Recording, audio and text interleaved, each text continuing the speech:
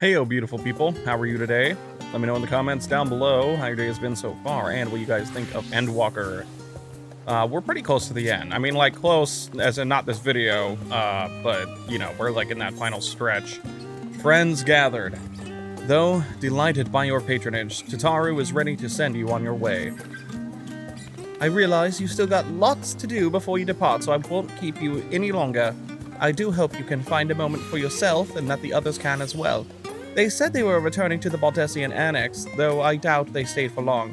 If you decide to go looking for them, I suggest speaking with Prial first. I'm sure they would have told her their plans. Alrighty, I guess we'll go right back. Oh, money! You're back. I take it you received your gift from Tataru? Yeah. Wait, you knew? It was a surprise long in the making, with many, many long hours of fretting to get everything just right. I'm glad to see it realized and with great success. If you're looking for the others, though, they've already taken their leave. Each Tola Thancred and Urianger have gone to the last stand for a bite to eat. Alice and Graha, meanwhile, thought their time would be better spent poring over books at Numenon. As for Alphino and Estinian, well, they've elected to pay a visit to the Levier estate, though Estinian seemed somewhat reluctant to go. He wants to show his mom his friend. I'm sure they would all be glad for your company if you've a mind to seek them out. Should you be feeling peckish, I'd suggest heading to the last stand before each Tola and the others finish eating. But above all else, it would be foolish to run headlong into battle a fatigued mess, so do remember to get a good night's sleep. Cute. So you're gonna go talk to everybody before the final frontier, deep in the void of space. Alright, if you don't mind me, Thancred, oh, never mind, I guess I'm not sitting anymore. Shosov, come to make a trio quartet, have you? Please have a seat, and we'll see about getting you a drink. Easy it for waste, though. Does not look like it, but it might be. Oh, it is. Your business with Tataru is finished. Yeah, it is. I've got this fancy new chess piece and legs that are not loading. Surprise. Whatever would we do without her? Yeah, that reminds me. At least on the PS5 version, and I know this has not happened to everybody, but the actual textures of these summoner pants, the boots, I'm sorry, the legs are not, the feet, I mean, are not loading. So they look kind of black and bland. They look okay, but they're missing like gold trim and the wrappings. It's crazy, but what can I do? Indeed. And she's right, you know. It hasn't been all doom and gloom. Feels like a lifetime ago that Master Louis Soir gathered us together to form the Circle of Knowing. Since then, we have experienced much. But rather than feeling wiser, the more I learn, the more I find my knowledge lacking. Forsooth. As a student, vainly did I believe that I held the secrets of creation in my grasp. Yet that which I had seized was but an insignificant sliver of what awaited in the wider world. That's how all teenagers feel. Every experience hath served to open mine eyes, enlightening and humbling me in equal measure. Even from those whom I called enemies have I learned many a valuable lesson. Hell yeah. What will we learn at the edge of the universe, I wonder?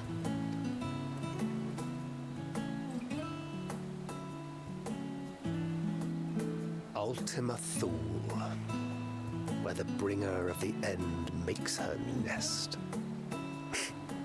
I, for one, can't possibly imagine.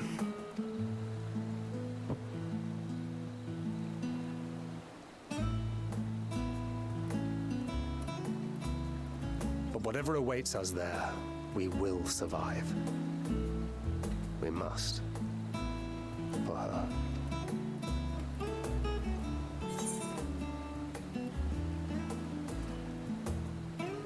Make sure you bring enough ammunition. Man, both of these top two ones are really, obviously this one's cute, but like these two are really good.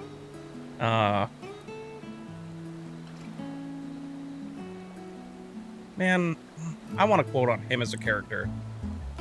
I think I got a quote on him as a character. You know, he grew so much in Shadowbringers especially. You've nothing left to prove. Not Tareen, nor Minfilia.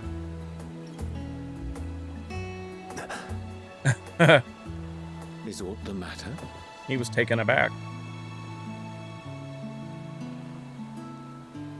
No, it's nothing. I just... Well, lately I find myself surprised at how much I've changed. How much we've all changed.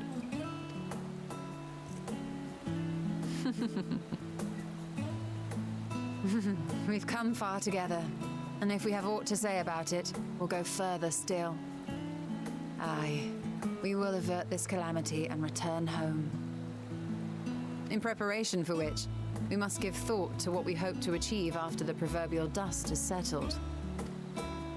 What with the primals and Ascians all but dealt with, I suppose we'll need to look for new hobbies. In all seriousness, though. In uniting to overcome a common foe, the disparate peoples of the world have found a way forward together. It's a truly gratifying sight to see. Indeed. Though it was many years in the making, we have successfully set in motion the gears of fundamental change. This is beautiful. With This is very this, cute. we have fulfilled our humble role as a symbol of hope. And I dare say it is time to bow out.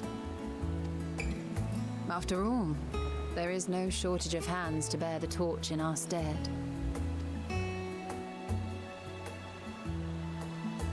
You know, I never really considered I might live long enough to see an after. Yeah, with how much Even they if my fight. time as a scion came to an end, I don't expect that much would change. He would just become a mercenary, but like, you know, that takes only good Traveling jobs. the world, going wherever the wind blows, lending a hand to those in need. A journey for journey's sake. It doth suit thee well. I must confess I too have yearned to see more of the world.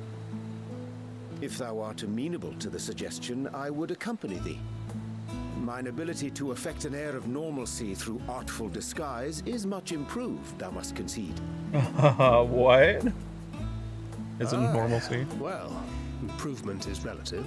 You still look suspicious no matter what you wear.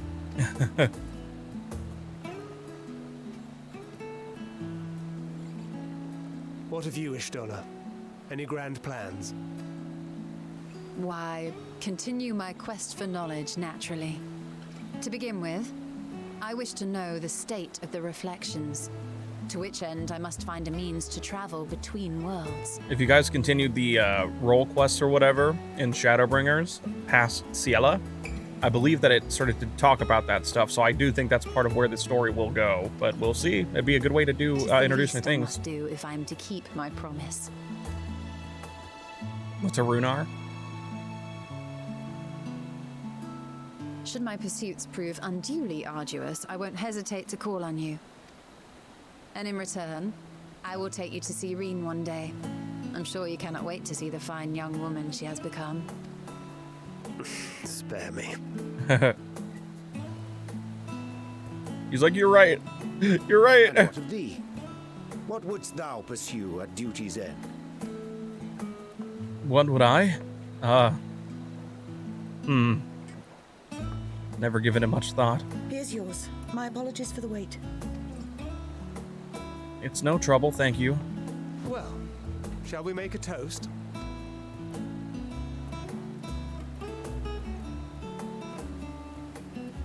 To victory. To our comrades. To the future of the star. It's very cute.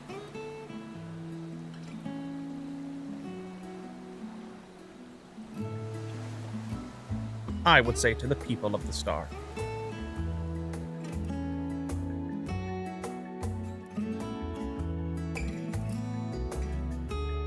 This is some red flags.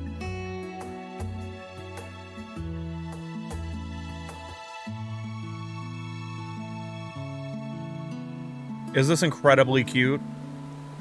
Is this fantastic? Has everything since 79 finally dropped the hammer on us and been stellar? Not to say this expansion has been bad by any means. I just mean that it's been a very slow burn with extremely high highs that drop back down to its normal pace. But ever since 89, you can always count on your friends to help you maintain perspective. A pity mine take a perverse pleasure in it. I'd like to think I give as good as I get, though I'd fare better with the occasional assist from our consummate nodder. But it's all in good fun, and I wouldn't have it any other way. I say, Shosop, whence came this simulacrum that standeth beside thee? Are you drunk? I see falsely, but each Tola and Thancred but moments ago employed the self-same doubling magic. Alright then, keep that secret. Did they just reference Lord of the Rings? Leaving so soon? I suppose it is for the best if you'd rather not explore the bottom of a bottle with Urianger. I dare say the others would welcome your company as well, if you could find them, that is. In any case, as long as you make the most of your time, then that is all that matters. That was very cute. That was very cute. You try speaking with Alise, but she is fast asleep. Aw, they fell asleep studying together. These two are funny because, like, they get along really well, but don't even realize it seems.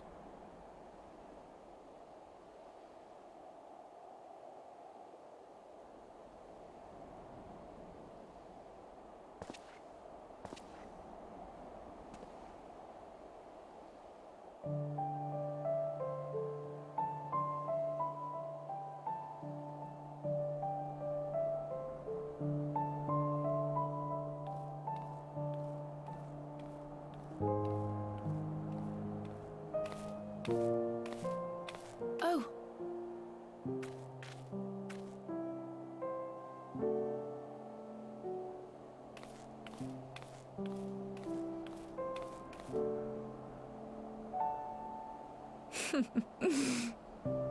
Knowing them, they're probably dreaming about the celestial adventures to come. That's very cute.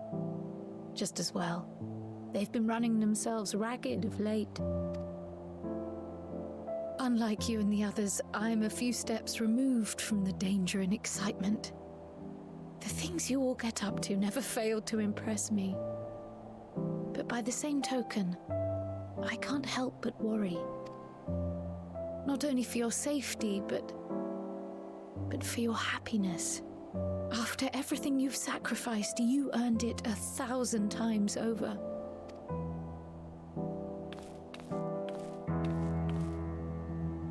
From the simple pleasures of tucking into a hearty meal or collapsing into a comfortable bed, to the grand triumphs of visiting legendary lands or finding true love. You deserve all the joy in the world. Something I always thought would be cool is if this game ever recognized that your character was married. I think that would be really cute. There is so much that life has to offer. So much to be treasured and shared with those we hold dear. So promise me this. Come what may, you won't give up on your own happiness. When you're out there fighting tooth and nail, it's all too easy to forget. But in the end, your passions will be your greatest strength of all. Shit, my finger slipped. Sorry, she was just saying remember that. You okay, Graha? This feels familiar. Well, 'tis good to be...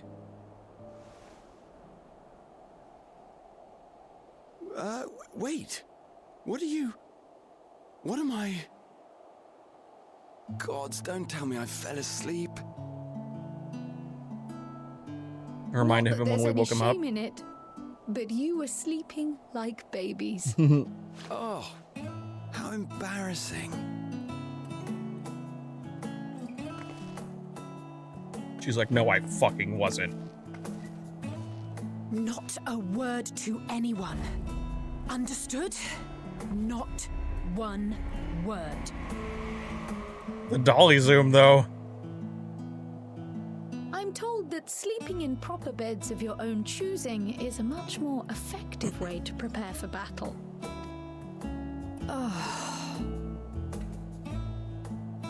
So, what were the two of you doing here? I had a few books to return to the library. Thought I'd take care of it while I could. And you? It's a secret. It's a secret. What the fuck? A little peace and quiet. I gotta. It's funny. It's a secret. Sorry.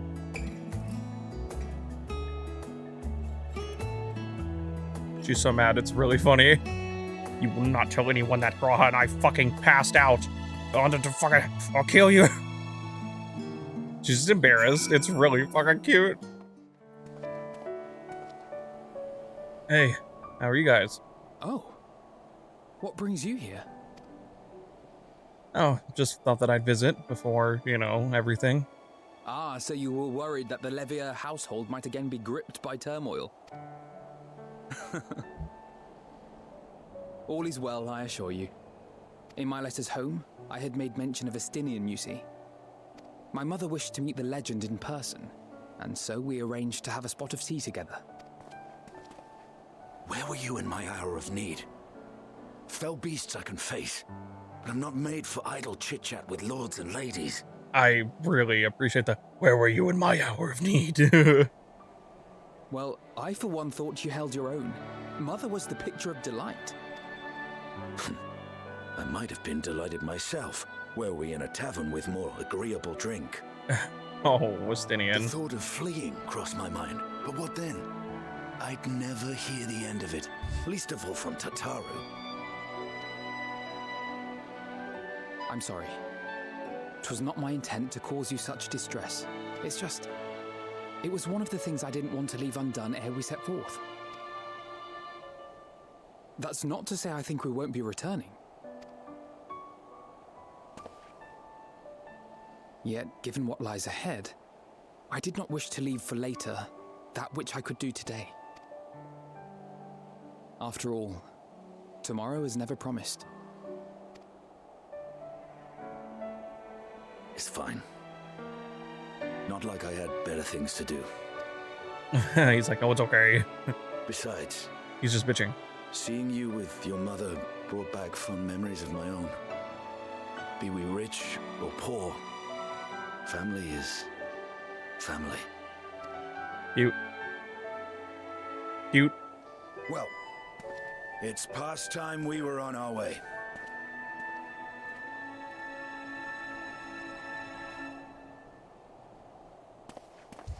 That was cute. Wait! That was cute. But stop red flagging me, everybody, please.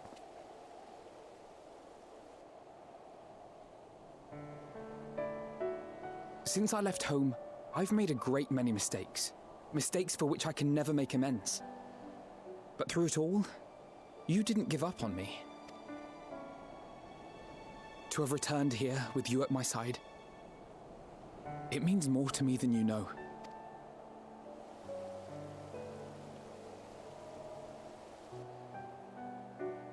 Thank you. From the bottom of my heart.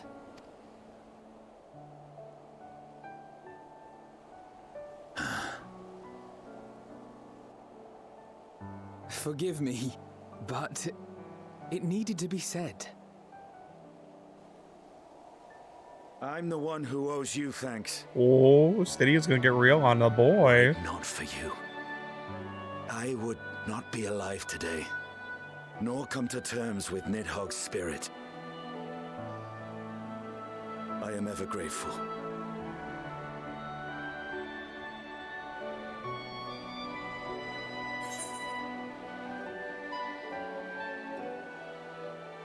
Oh, these are really good. These two are really good, but this one's way better.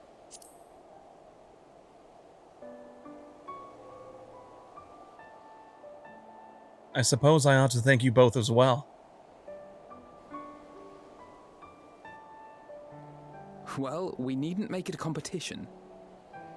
You know, this must be what Heidelin meant when she spoke about depending on one another. However treacherous the road before us, together we will prevail.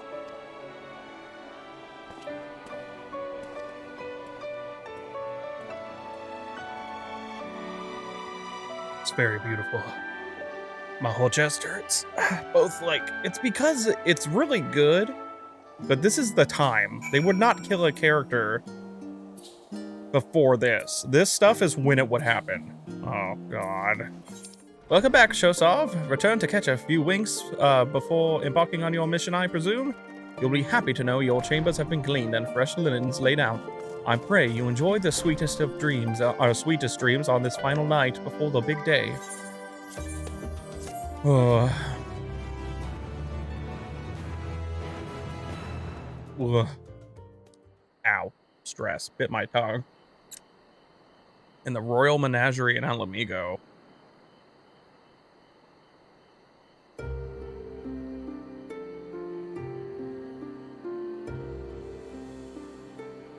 Did Zeno sneak in here and he's just crying alone? Oh my God, I was making a joke!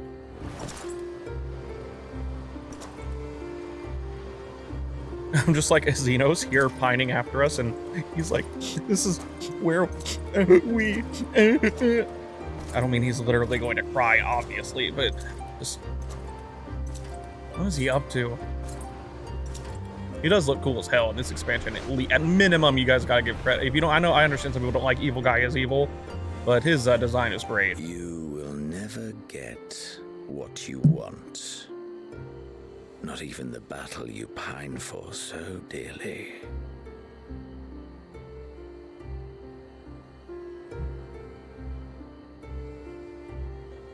Alice, I told your ass, bruh. In that transcendent moment, what was it that I sought in you?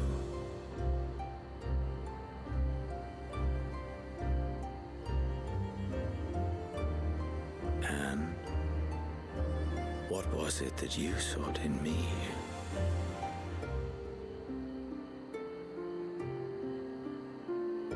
Interesting. And thus it dawns. The day of reckoning. I'm very curious about Xenos at this point. Like, I don't know what they could do with him other than making him a part of us. He could be a part of a Zem for all we know, but I doubt it because all the Asians are always like, we don't recognize the color of his soul. I've always wondered if he even is one, but I'm sure he is. It's just one they didn't know. Unless he is an artificial being. He could be. Not him specifically, but like, whatever. He has an artificial soul.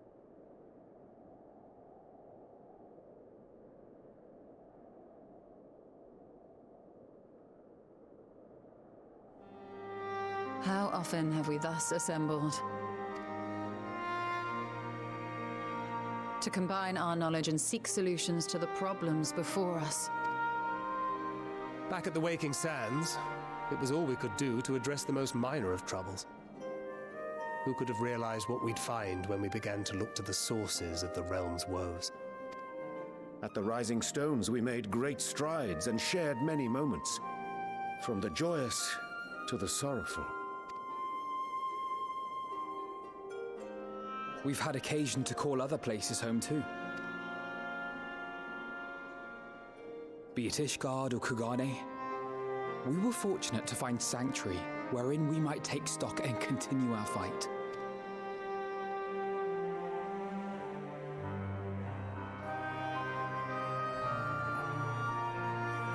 I was honored to host this company in the Crystarium, to stand with you all as we confronted the truth of the star itself. And now from this place, we go to fight the most important battle of all.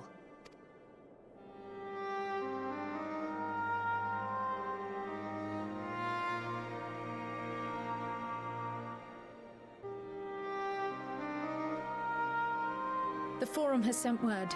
The Ark is ready. Oh shit, we're just going, huh? The Loporrits naturally will be commanding the vessel. They will see the 8 of you to Ultima Thule.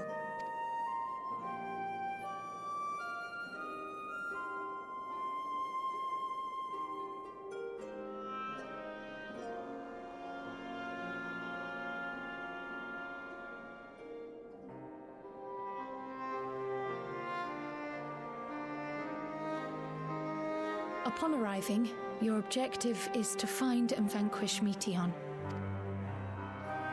As a final formality, the Forum bade me ascertain your resolve.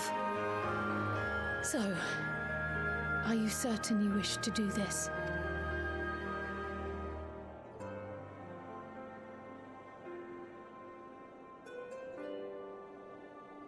We are. Then, ere you report to Thalmazane, I leave you with these words.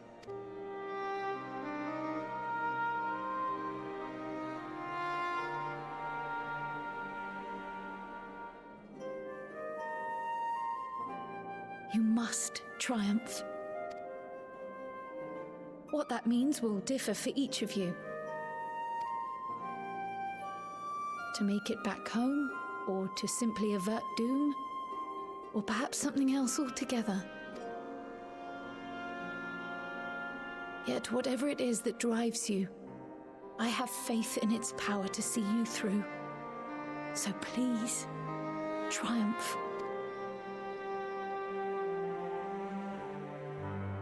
Triumph, as we who remain behind believe you will. We will.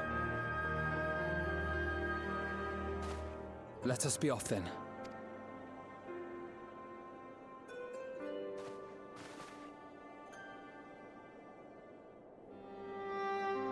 Wait!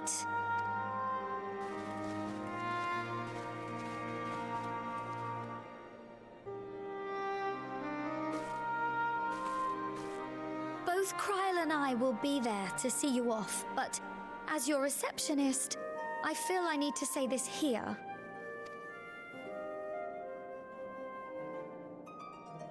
Safe journey, all of you, and be safe.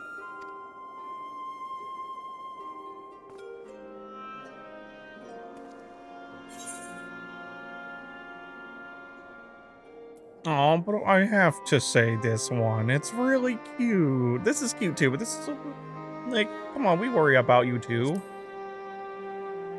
You too, Tataru.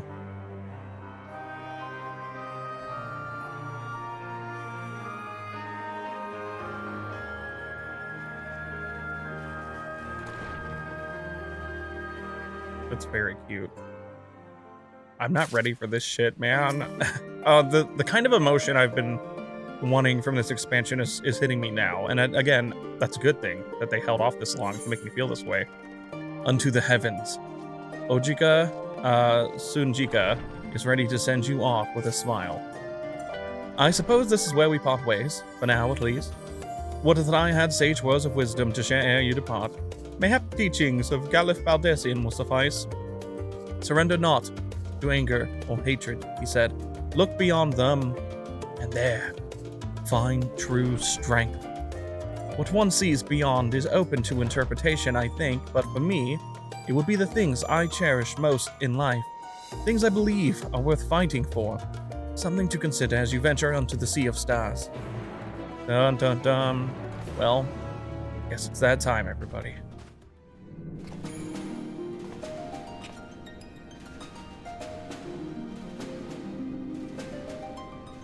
Damn music going in. Oh yeah.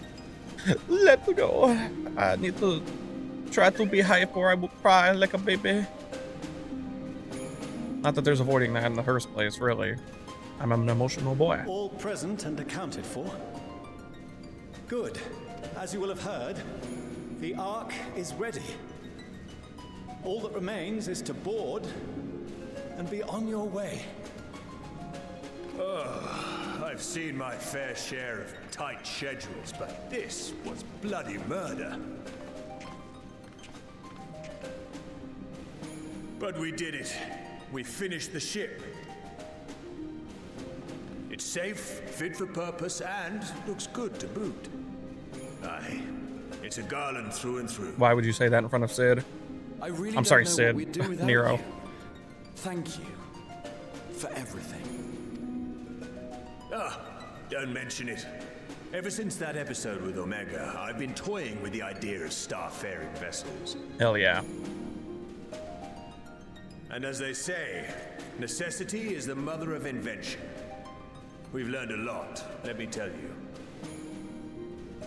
In case you're wondering about payment, the ongoing existence of the world ought to do. But feel free to throw in a colorful recounting of your journey on your return. That's cute. Understood, Sid. So, have you thought of a name? A name? Wasn't everyone just calling it Father's teeny tiny toy boat? Oof. Well, seeing as its purpose has changed, I thought a more eloquent name was in order. I suggested as much to Fortuno, who seemed quite amenable to the idea. As you know, this vessel is the culmination of heretofore unprecedented collaboration. And though said collaboration is owed to the Scions, there is another whose noble deeds made our work possible. Did they name it the Fragment of Dalamud, we obtained not only advanced materials such as refined adamantite, but the knowledge to traverse the stars. And this fragment would not have found its way to us had the Archon Louisois not fought to protect this world. And in so doing, laid down his life. Now that the vessel stands complete, I cannot help but wonder if it was more than mere happenstance. They're naming it after his dad. If it was my father's intention to guide us here. In the hopes that his guidance will see you all safely home, I name the vessel after that self-same fragment of Dalamud he delivered unto us.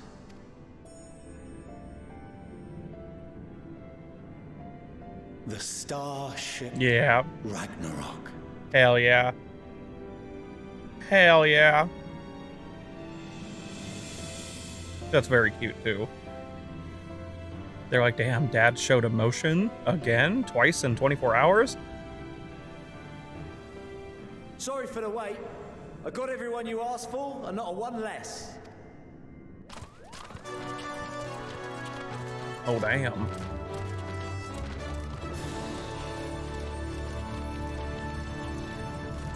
These tribe leaders. What are you all doing here? Oh, I invited them. The representatives of those tribes with religious inclinations. You've done a fine job of readying the Ragnarok, but for it to take flight, we'll of course need the power of the Mother Crystal. Given its immense size, however, transporting it would be an absolute logistical nightmare. Not to mention we'd need to shatter it into tiny shards for feeding to the engines. But a brilliant idea came to me.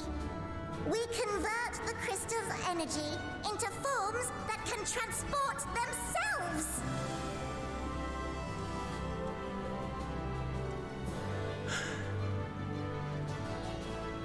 Thou wouldst employ summoning, or should I say its precursor, creation magics. Care to explain for our benefit? I think it's like I have no idea what's going on. As you may have witnessed at Bestway's Burrow, the Loporrits are capable of creation magics, which they use to shape the moon's environment. Yet simple though they make it seem, 'tis a highly advanced and exacting art. To perform it correctly, requireth that the wielder holdeth the object in his mind's eye in clearest detail. Hence the ancients' meticulous management of concepts. Drawing upon this art, the Ascians conceived of summoning as we know it, a derivative that replaceth the complexity of concepts with the simplicity of zealotry to make manifest a creation. I see. By combining the Loporrits' magics and the tribe's faith, we convert the Mother Crystal into primals of purer form and greater obedience. Summoning as it was intended, one might say. Like me. Indeed. The summoner. Indeed. I can help. Hello? Hello? While Hydaelyn gave us the ability to use creation magics, she forbade us from using it to make anything possessed of a soul or similar. She didn't say anything about fulfilling the desires of others, though. So, borrowing our friend's faith, we'll create deities using the Mother Crystal's power and send them to the Ragnarok! Am I the only one here concerned about the risk of being turned into a tempered minion? Oh, right, I was getting to that. From what I've read in Sharlayan tomes, it appears the Ascians incorporated an additional nasty element into their summoning method. The fervent desire to assimilate others into one's belief. Beings thus created are instilled with the self-same desire and use their powers to enthrall people, starting with the summoner. In contrast, our creation magics, the original and the best, except no substitutes, don't incorporate any of that rubbish, so there's no risk of tempering. I mean, if the being was on the scale of Zodiac, you might feel a little tug, but I think we'll be safe enough. Okay, well, we trust you. Told, I do not understand the intricacies of this plan, but none of us would ever turn our backs on you. Hell yeah. When the avatars of our faith ran amok, you intervened without decrying we who birthed them.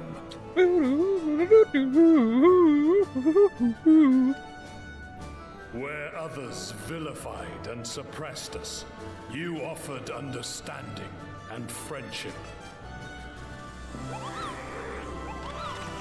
This is very cute. In gratitude, we will share with you the true expressions of our gods. Not malevolent deities, but benevolent saviors. Hell yeah, that's awesome.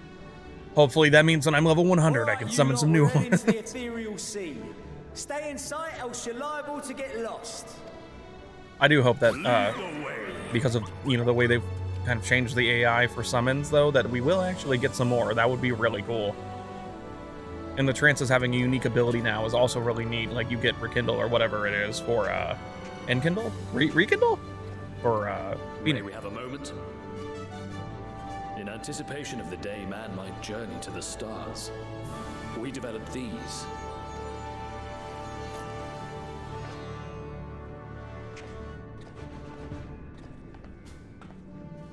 Portable teleportation devices, one for each of you, designed to work in tandem. Press the button on one, and in a matter of moments, all 8 will activate and send their owners back to the Ragnarok. There is no telling what hazards you may encounter. If you find yourself separated or lost, please do not hesitate to use them.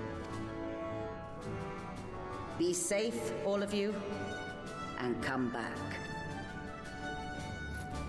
Thank you so much. We will be safe, I promise. You as well. I pray you take care.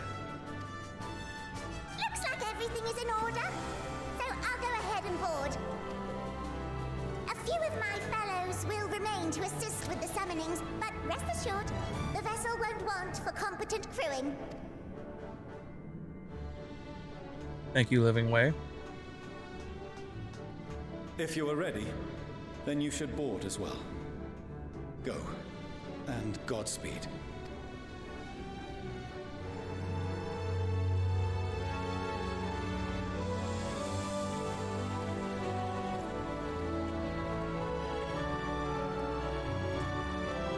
They do look pretty.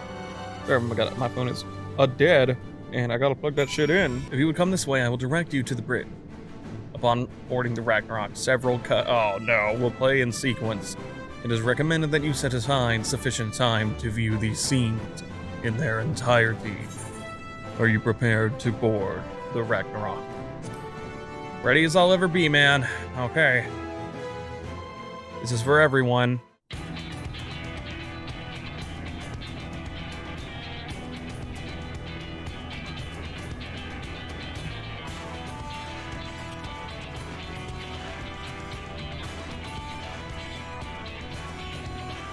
Reno. They have to sit so far forward. They have to sit so high. They have to sit.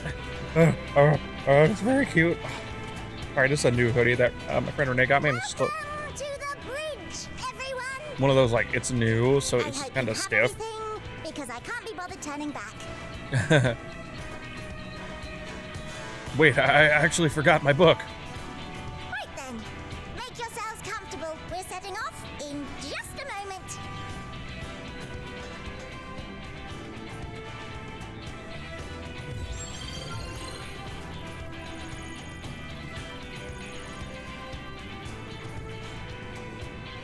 It's incredible.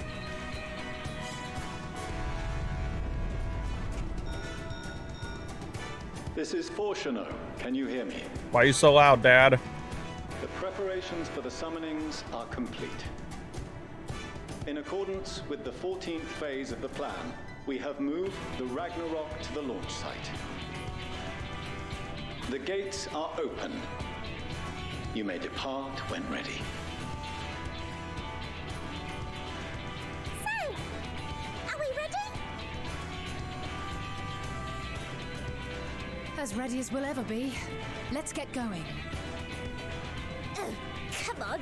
The burnt-out star's got more fire in its belly. Try it again, with feeling. Okay, mapping way.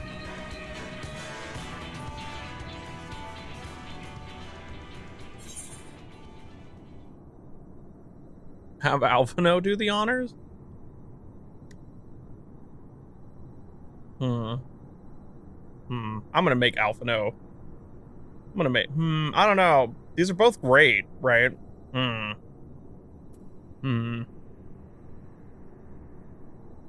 Alphino is like a leader in training, you know? I'm gonna let Alphino do it. Alphino, if you would please. Me? But I... No need to be coy, brother. Do it, and do it well. I'll say he's literally like shaping up to be a leader, you know? You can do it. If you all insist. Onward unto the distant stars and beyond. God damn his voice, and beyond. Ragnarok, engage. Bum bum bum bum. Damn it, woke him up and everything. Let's go. Engage.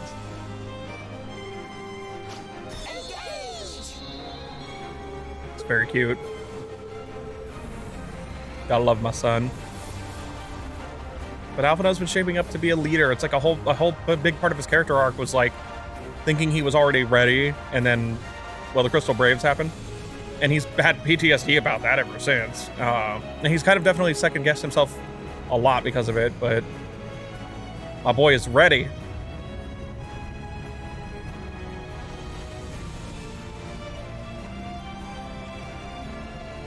Oh, wait, is this thing big? It looks way smaller in that area.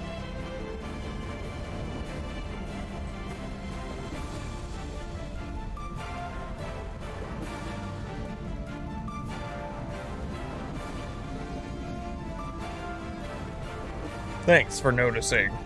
Corin said I was cute because I was moving my shoulders to the music. Did you let Alphino, because I know you're ahead of me, did you let Alphino do? Yeah, of course, right? Boom, we just destroyed Charlian. Oh, my boy, crazy demon Ifrit. I love this Ifrit, he looks great. Wait a minute, isn't this just the thing from the 1.0 stuff? It's like the 1.0 stuff, but with the other primals. Oh, fuck, was that Midgard Zormer? Bismarck and King Mugelmog. Wow, wow. As someone who's a huge baby about summons, like I love summons, I'm... Mommy, Ruda. That I must carry landwalkers into the sky. I cannot imagine a greater indignity. Can I hear them all talk? I would like that a lot. Do not sulk so, for thy mighty winds exist not only to buffet and batter. Nay, they may serve also to thrust forth with vigor. Such is thy glory, and thus it is an occasion to rejoice. Everybody just loves Susanoo. Let us revel! Revel! God, I love this Garuda too. What's up, Bismarck? He's just having a good old time.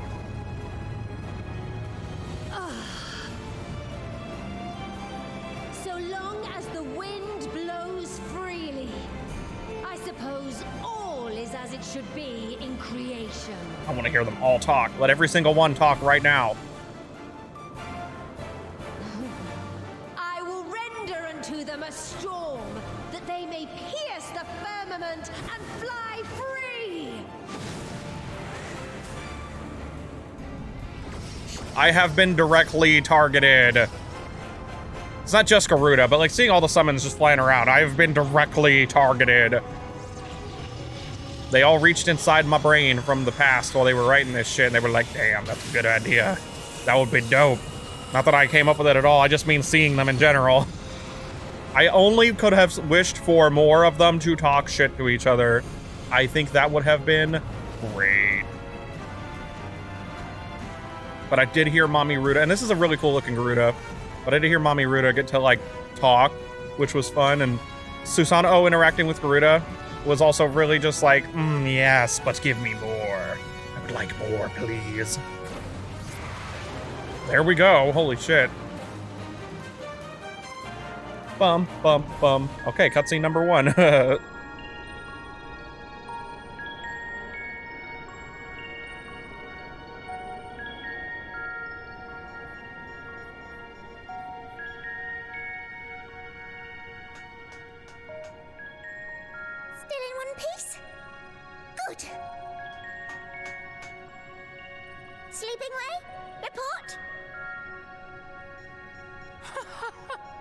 All's well. Fantastic, even. Thanks to the power of those primals, the engines are roaring and we're ripping along. All values are also within projected ranges. Time to destination is 8 carats. Perhaps 7 at a pinch.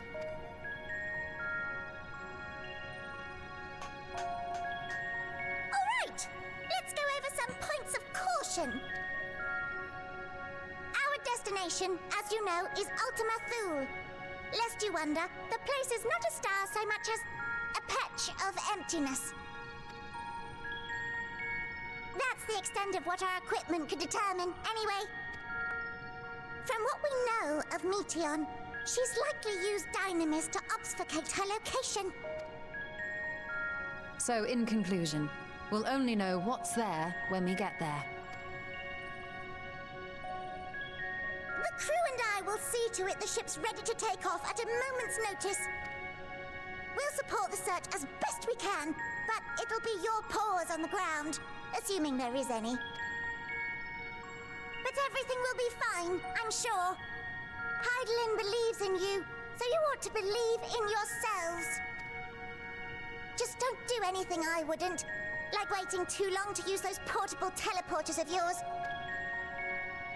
Personally, at the slightest sign of trouble, I'd mash the button to bits, and you should as well. Understood. We promise to be careful. I suggest you brace yourselves. We're about to arrive, and the vessel will shake a good bit.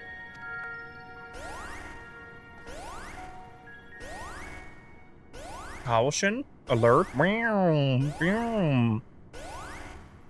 You ungrateful humans. What is this? That took everything away from me. Just Gerald Robotnik. Interfering with the equipment. Is it, you know, the sisters? If we're so close to the, not planet, I guess, but the area. That's quite a few alerts. Greetings. That was oh no. Oh, that's scary.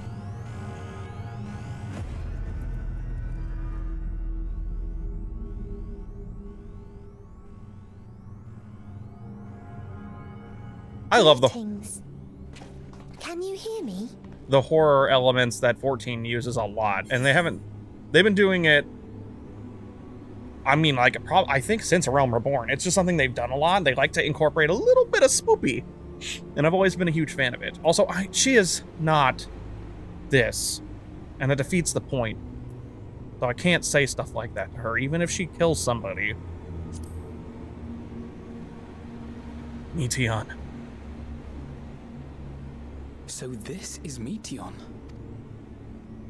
Oh. Have you met one of my sisters?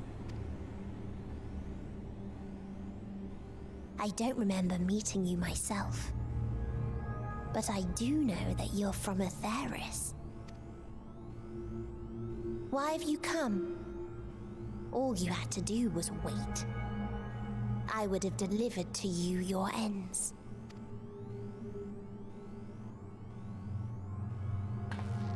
We didn't ask for that.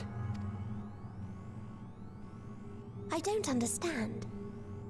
All life is destined to end.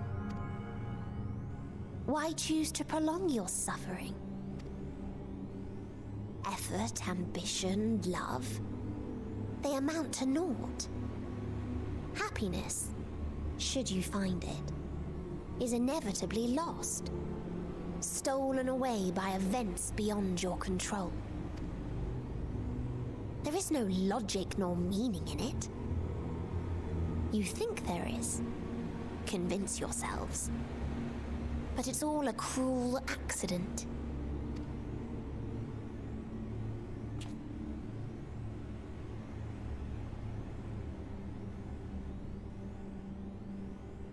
Come now. I speak the truth.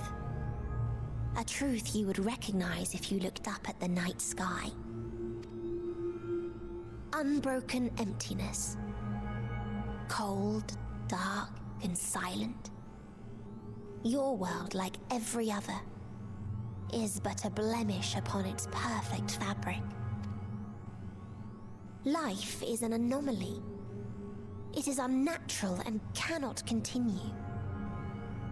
The sooner you accept this, the easier it will be. Just to be clear, we're not here to argue with you. We know that life is fleeting, and that in the short time we have it, we're not assured happiness.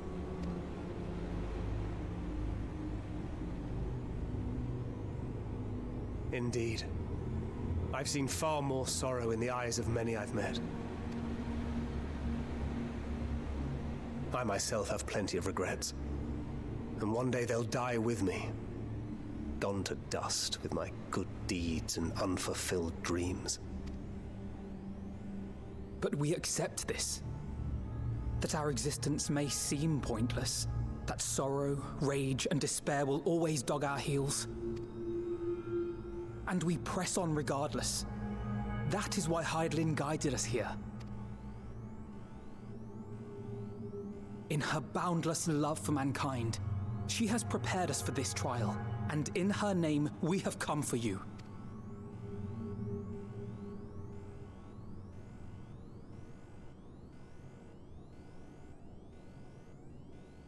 Yes, I sense it. A burning passion like unto fury. I know it well. For the same passion once burned in many a star before yours.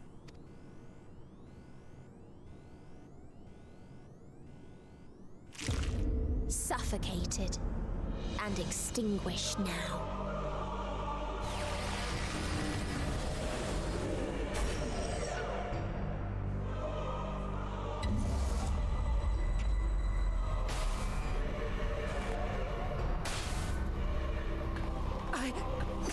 I can't breathe. You approach the bounds of my ultimatum, where emotions dictate reality, where resignation and acceptance unite to embrace the end, where those who yet valiantly cling to life can thrive.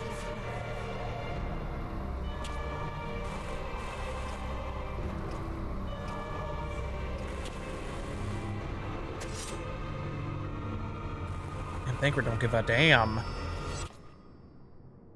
Thancred don't give a damn. He's like, it doesn't matter, bitch. We gonna win. We're gonna kick your... well, eventually. And yet I still can't help but feel my heart skip a beat right now. Unaware of what might have just happened because we got knocked the fuck out. By the Fury.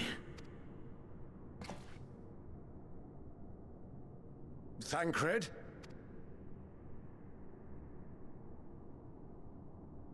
Meteion has gone as well. Mayhap he awakened first and gave chase. Everyone? It appears we are at our destination. This is Ultima Thule. Not that we knew what to expect, but I wasn't expecting this. From atmospheric composition to ambient temperatures, all readings are within permissible range. This place is capable of supporting life.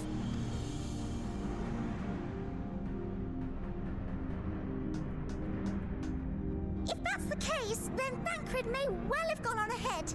Let's go and have a look. He probably would not have gone without us, and that's... Meanwhile, I want the rest of you to perform a full inspection of the ship, as well as a biological scan. Not to mention not knowing if you could just leave the ship, so something happened.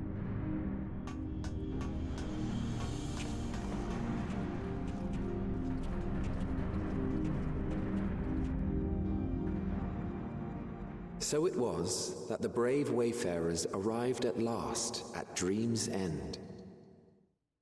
Hythlodaeus be talking. Whoa, that's hella pretty, if not kind of sad. Path walked and history written, I am made keenly aware of one truth. Though the curtains may fall again and again, so long as others take the stage, ever shall there be more tales to tell. Wow, this is really cool looking. So, let them bring it to a close, I say. Let the curtains fall upon this, the final chapter in the tale of the star. The Sea of Stars, Ultima Thule. Wow. Is this a dead star? Ugh. That was a really long goosebump chill that just finally crawled up my neck and hit my whole brain. As I live and breathe, I live and breathe. Well, the environment itself shouldn't kill us. What about everything that's here, though? Well then, let us search for Thancred while exploring the area. The ship we leave in your care. Where are you, Thancred?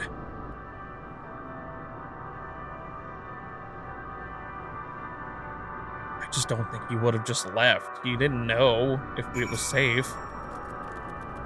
I can't guarantee it will be of help in these strange surrounds, but I've readied a provisions node in case of emergency.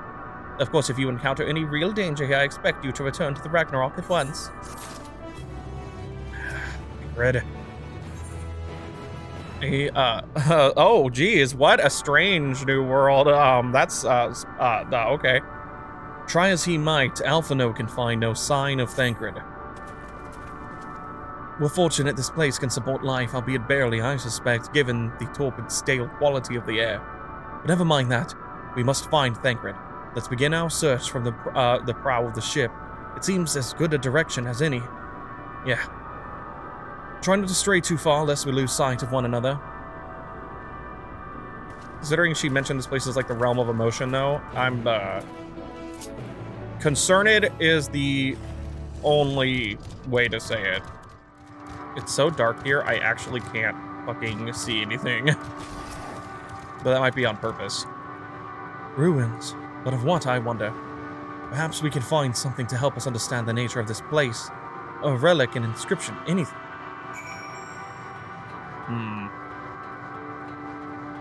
Gather information.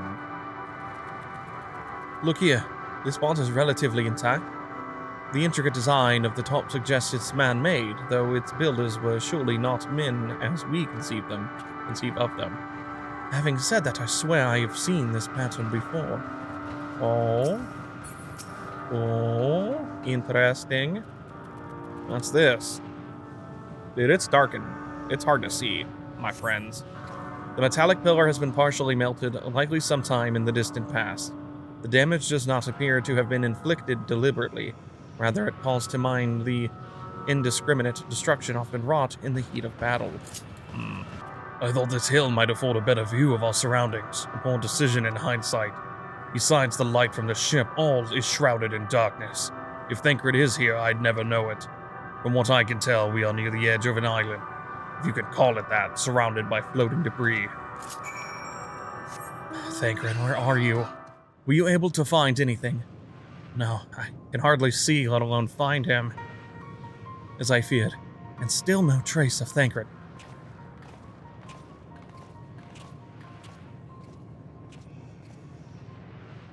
There's nothing but emptiness as far as the eye can see, which unfortunately isn't very far.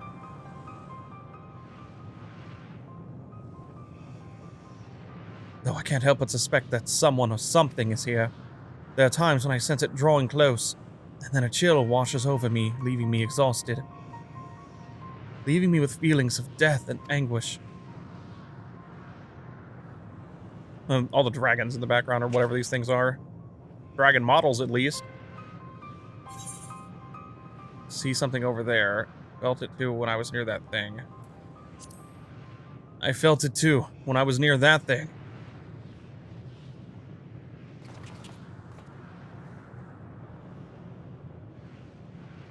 Wait, did they not see the dragons?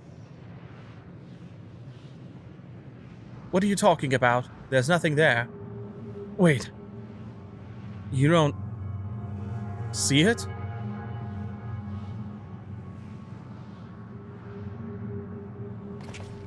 Before we jump to any conclusions, perhaps we should search elsewhere. Agreed. We found only more questions when we are in desperate need of answers. There's a fair stretch of terrain from the ship's starboard we've yet to explore. Let us try searching there, then. So they don't see these monsters, whatever they are. Shosov, a word before we join the others. You see them too, don't you? The dragons. Yeah. As I thought. Their presence is tenuous at best, but there's no mistaking it. No doubt your bond with Midgard Zorma and mine with Needhog is what allows us to perceive them. Could these apparitions be related to the dragons that now live on Aetheris? Or where? Bah, better to leave such conjecture to the others. In any case, we must be careful. We may soon find dragons they can see as well. Death and anguish. What happened to them, I wonder? Is this the place Omega and Midgard Zorma are from? Wait, what? What the fuck? What the? What? What the? What? Huh? What? Wahoo? Huh?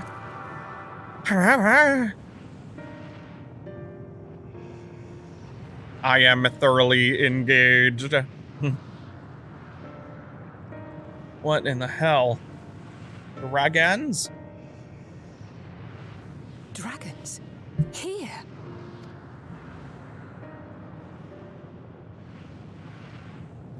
What you see is a memory of a world that once was.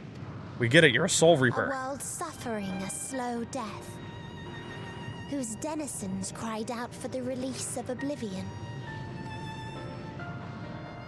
What? Their world is dead? It is. Not a single life remains upon that husk floating in the vast emptiness.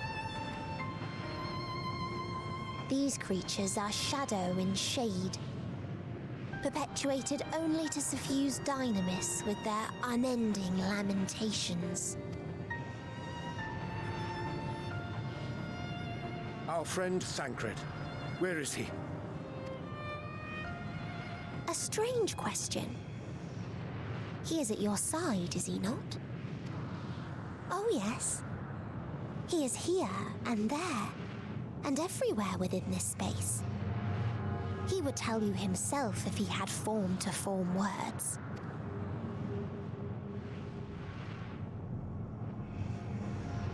Huh. Such loathing and uncertainty. You don't know why you still exist, in like manner to the oblivion I send. I tried to drown out your ether with dynamis. But it didn't work. With this Thancred, who came at me despite being unable to breathe. Such a simple thing, unmaking men. In the blinking of an eye, he was gone. didn't even have the chance to be transformed. Yet somehow, he managed to leave a slither of himself behind. What you call the heart? Or perhaps the soul. In his final moment, he cried out from it. A single word. Survive. That wish proved stronger than the despair that ruled here.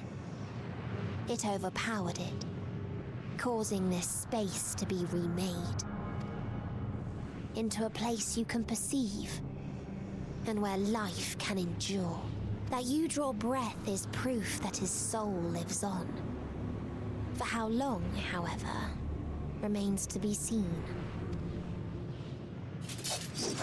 Well then, we should hurry and tend to business.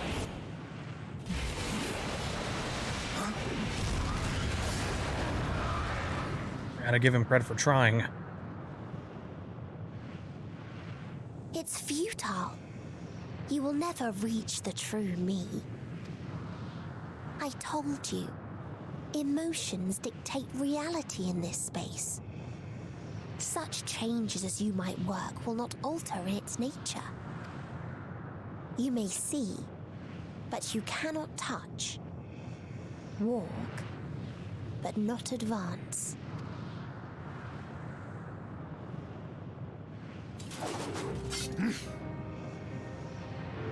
Meteion holds too much sway here. How do we contend with a foe who can unmake us on a whim? I'm not sure, but we'll figure it out. We always do. I do not know. But Thancred gave his life that we might come this far. We must press on. Agreed. We cannot turn tail here. Not without something to show for our comrade's sacrifice.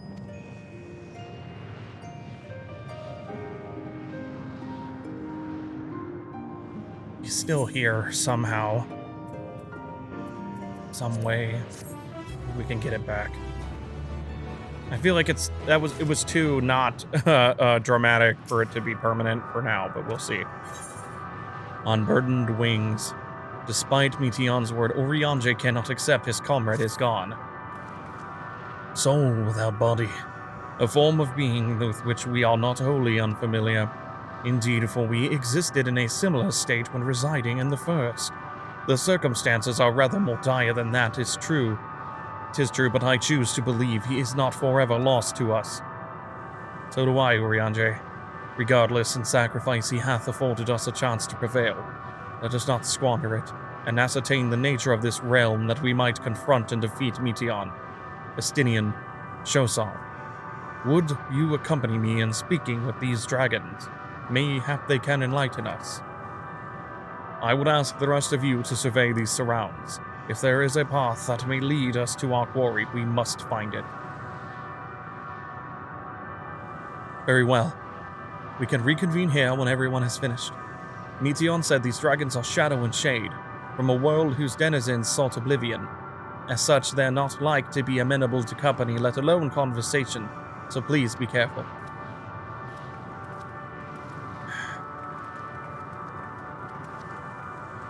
Let us split up and gather what knowledge we may.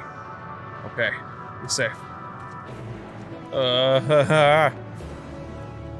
Stress!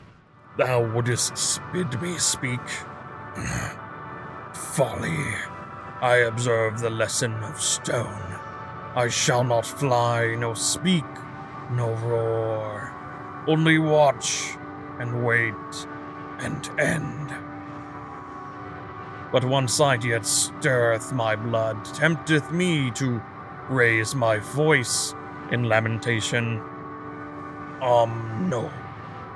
The cradle of unsung dragons. No words, no songs are possessed of the weight to describe such tragedy.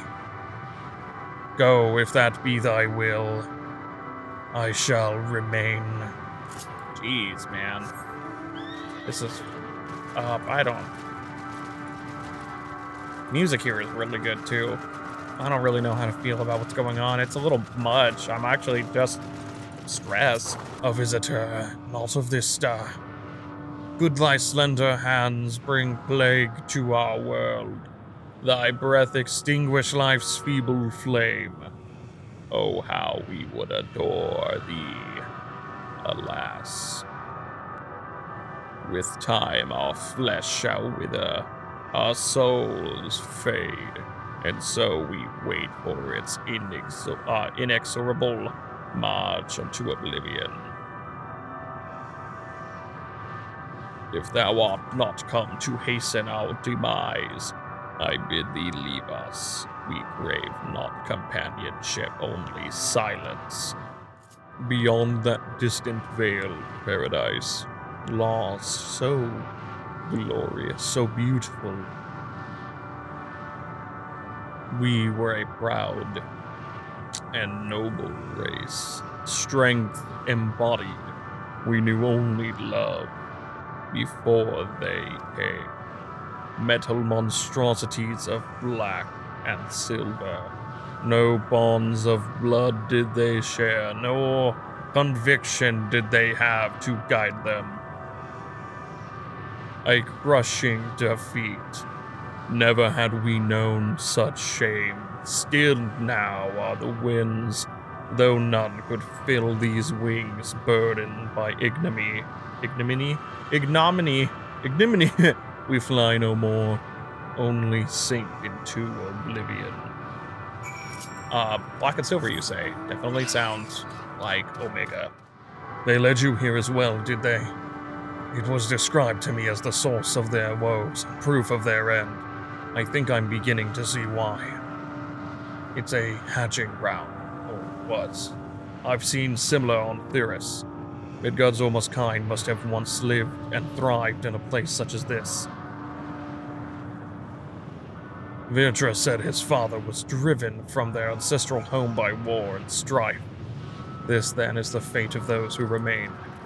Let's have a look around. Maybe these eggs have more to tell of what happened here. Damn. Shattered. Gingerly lifting a large egg from the viscous, you peer inside and see a formless mass, soaking in a pool of embryonic fluid. Your stomach turns as you return the egg to its resting place. A murky liquid has pooled inside this eggshell. A noxious odor, I'm not sure on that word, is indicative of contamination. Inside the shattered egg, you find the remains of an unborn dragon. The body has already begun to decompose.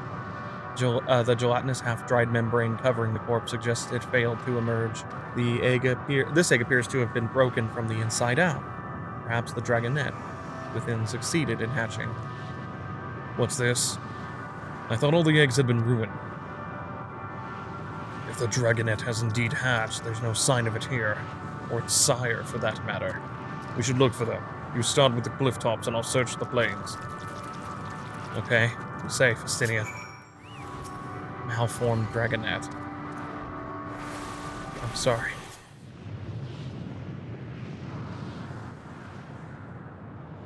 The boisterous howling hath been quieted by thy hand, I presume. Everything all right? I thought I heard a dragon, something resembling one. It was a malformed dragonette. I put it down. I see what's happened here. Was that your child? Perhaps some eggs within our knoll are indeed mine. If life within one did quicken, the beast thou hast slain may be of my blood. Yet I do not recognize it, twisted and malformed as it is. Not a dragon in truth, but a reminder of our failure, a testament to our shame. Explain.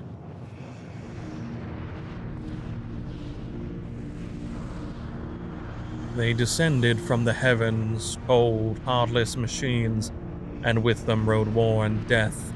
With the fire and fury, rage and rancor, we gave answer.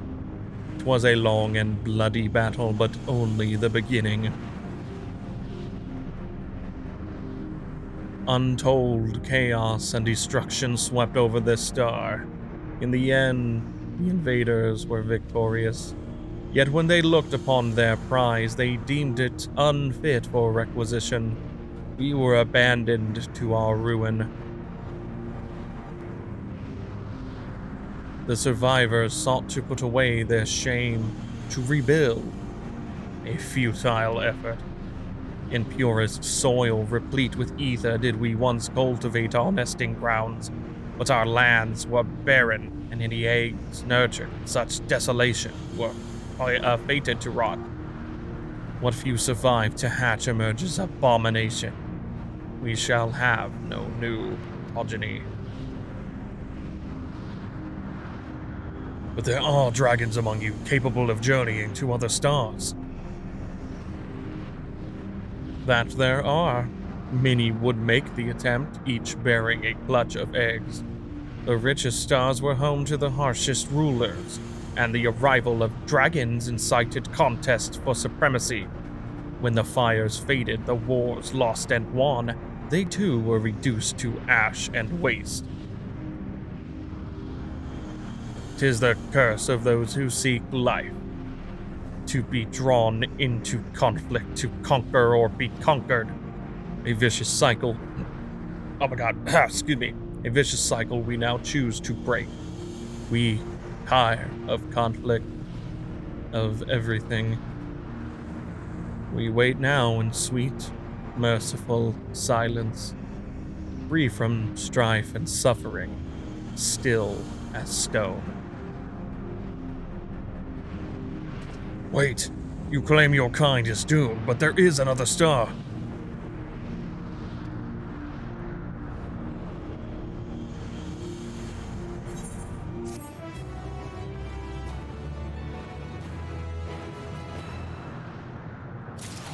Well, that's just sad. A test of will. The bereaved dragon has fallen silent, leaving Estinian to sigh with frustration. They want only to brood in silence, to be left alone with their grief until time itself comes to an end. The sole reward for senseless bloodshed, a pain I understand, and wish that I did not. What fools we were. But now isn't the time for such thoughts. The others will want to hear what we've learned. Come. There's some good shit. I can't say it excitedly because it's just depressing. Were you able to establish any meaningful contact with the dragons? Kind of.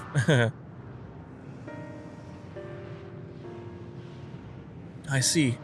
They wish to escape that, or what they perceive to be a cycle of conflict. Thank you, Shosov, Estinian. As for our part, I believe we are more acutely aware of our confines than before.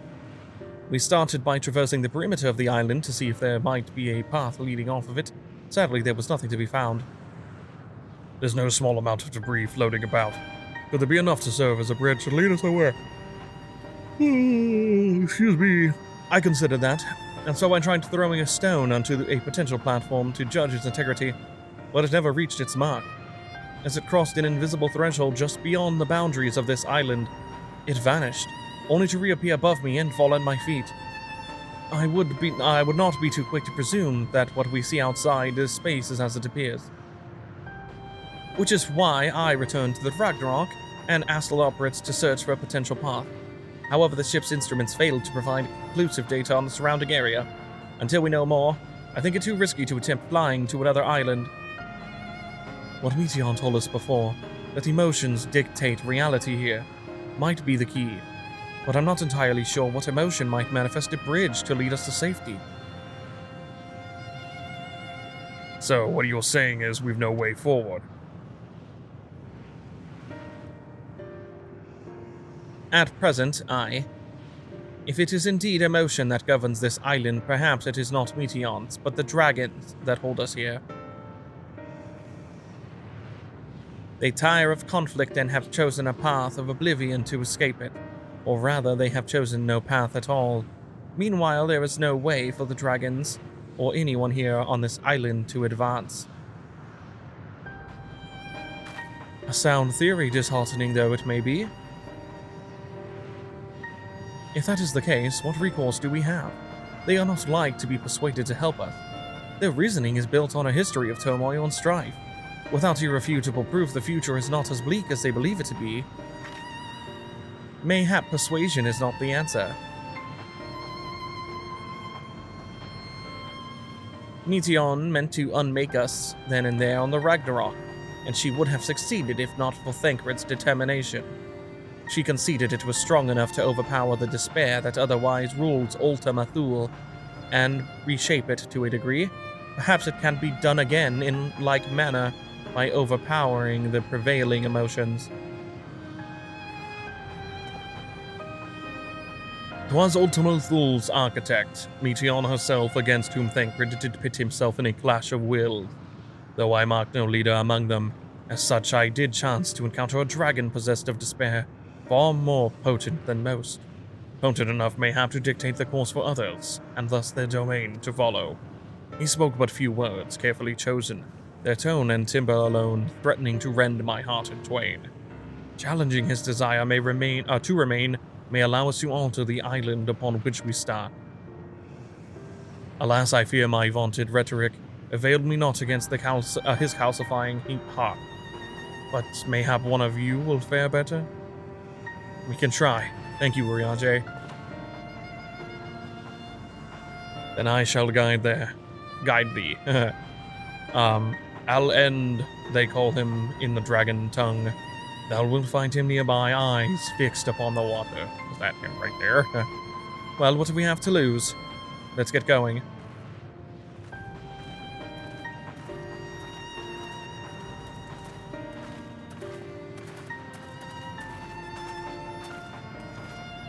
Why, y'all leaving one by one? What is it? Estinian?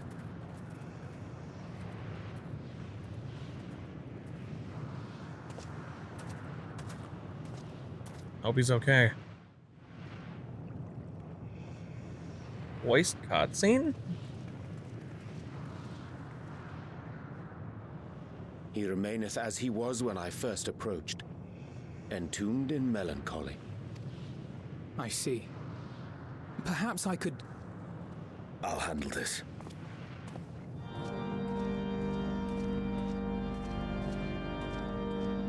He's playing the vault? Waiting to die like all the others, are you?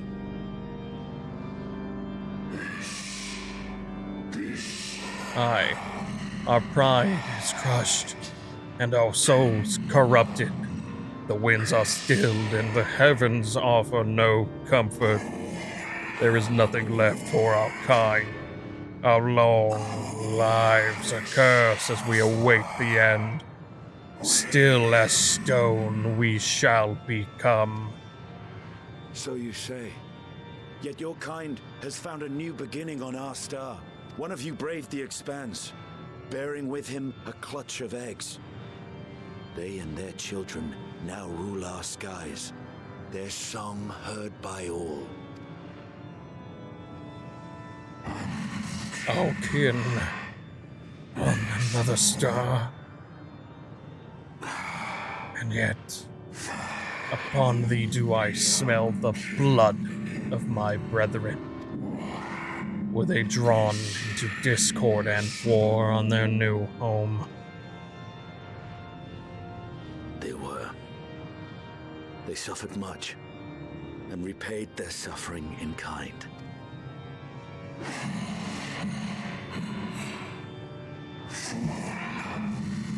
It mattereth not whither we fly. Ever will a sanguine ocean await us. Ever our retribution's wheel turn.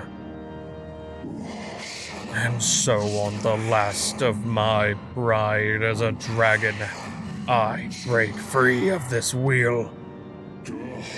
I renounce conflict, exile myself from the other, never again to be touched by the flames of hatred. Had your brethren made the selfsame choice, my family might still be alive. Yet lasting peace does not come to those who simply retreat from conflict. No, you must be willing to confront it, to stare into the face of your foe, and see yourself in him. Only then can you break the cycle of torment and tragedy. This lesson, a dear friend taught me at the risk of his life. There is no nobility in your penance. You wallow in self-pity. And after everything we've endured, we will not let you stop us.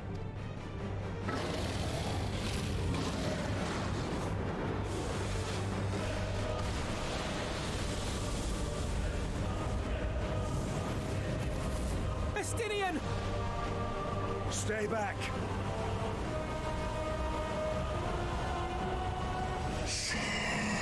We tire of war. We tire of turmoil. Dignity tarnished, crimson stained.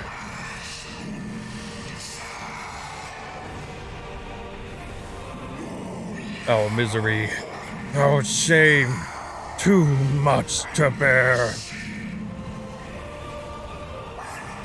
Release us from war, from life.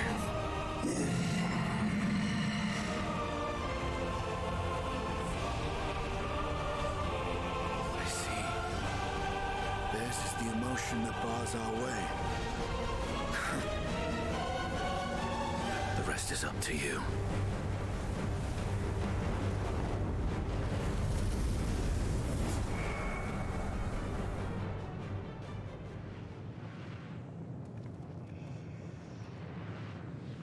No! Not Estinian too!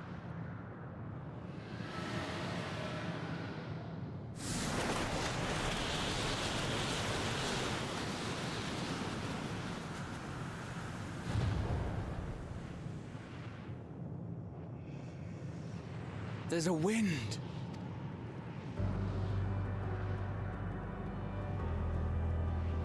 He's opened the way for us. Sacrificed himself to remake this place, like Thancred did. Oh, Alphino.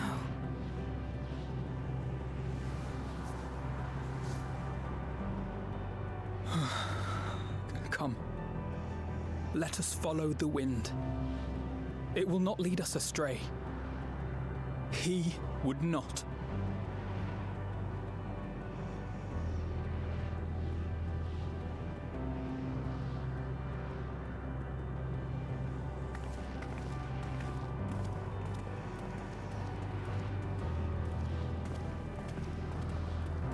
There's a way to get them back.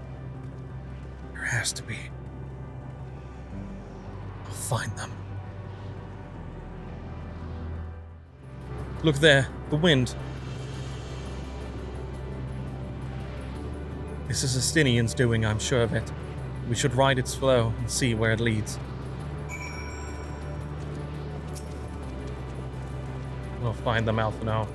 I promise.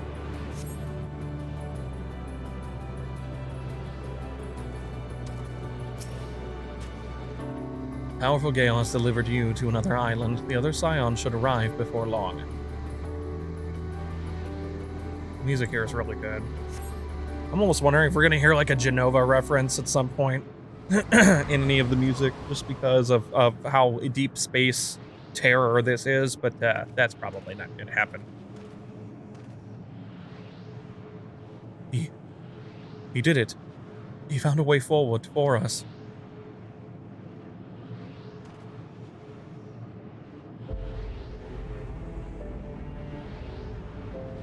The dragons remain trapped within a prison of their own making, lamenting the horrors of war. Yet Estinian knew them better than most. He was a man of honor and a dear friend, willing to fight to the very end for what he believed was right. And he's still fighting Alphino, just like Thancred. Their sacrifices are why we can survive here. while we'd still have a chance to stop her. Even in spirit, they're unwilling to give in to despair, and we mustn't either. Alice is right. We must press on for their sake. We will.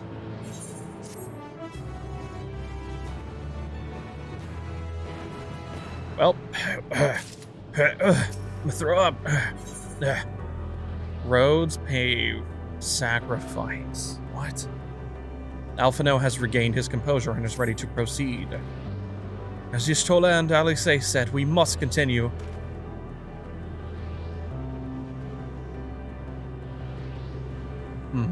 Notice the change in our surroundings. Perhaps this is the memory of an altogether different world. Oh, that's cool. It would be prudent to learn more of it. I'll learn more of it then. Tread carefully, lest we lose our footing in this sand. Be safe, Alphino. Dum dum dum dum dum dum dum. Were it not for the violet crystal embedded in its surface, it would appear as ordinary stone. A curious script hath been etched upon them. Alas, it is not a language with which I am familiar. I cannot say I recognize it either. Nor I. The dragons, from what I recall, preserve their knowledge in song and eschew the written word entirely, so we may assume this is the work of another race, one we have yet to encounter. Meteon claimed the dragons' world suffered a slow death, seeking the release of oblivion. What life we find here, like as not, doth wend its way towards a similar end. Alice? What do you suppose that is over there? I see it. I'm not sure. It's hard to make out at this distance, but its surface seems to bear the same crystals as this monument. Meaning there's a chance we may find whoever built them both. We should go and have a look. Come on. Roads. This is a lot.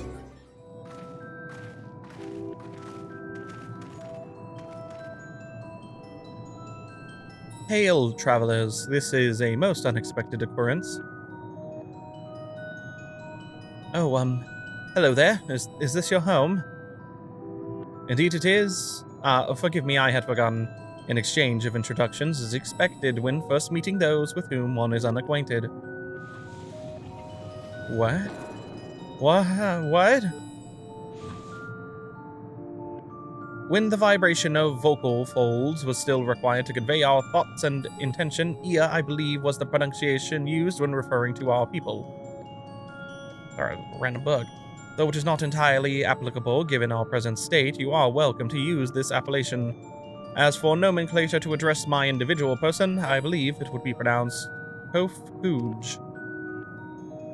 Yes, Kofkuj of the Ia. Motherfucking stupid fly.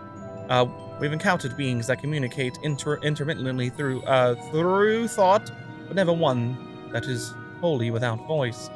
I presume we are having this conversation via the medium of ether, or dynamis, as the space is suffused with vast quantities of it. Fascinating in either case. I gather your response to my presence is positive, then.